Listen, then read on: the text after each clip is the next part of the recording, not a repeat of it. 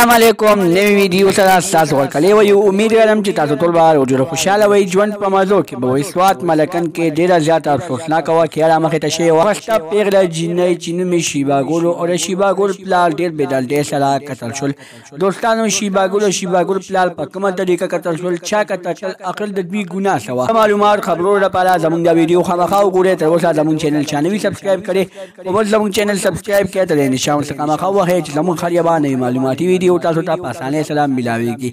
سوات ملکن کې ډېره زیاته افسوسناکه واقعه رامخې ته شوې وه چې یو ښایسته پښتنه پیغله چې نوم یې شیبا ګل و د هغې پلار او هغه ډېر بېدردۍ سره قتل شول دوستانو شیبا ګل او شیبا ګل پلار په څه طریقه قتل شول اخر د دوی ګناه څه وه د دوی نه سپینه ګناه نه توره ګناه د دوی په ځمکه باندې چا حمله کړې وه یعنې چا پرې قبضه اچولې وه د دوی خپله ځمکه وه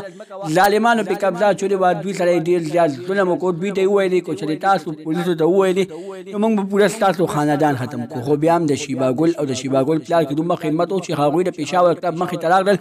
احتجاج یې وکړو د پېښور کلب مخې ته یې میډیا ته دا بیان ورکړو چې موږ سره ډېر زیات ظلم شروع دی موږ سره ډېر زیات ظلم شوی دی چې زموږ په ځمکه باندې حمله شوې ده زموږ په ځمکه قبضه شوې ده خو تر اوسه پورې زموږ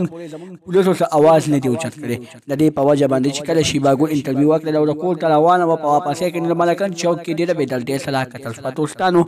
ټول عوام راوټي دي چې شیبا ګل ته زیاتي ډېر زیات زیاتې شوې چې د هغې ته زیاتي سزا میلو شي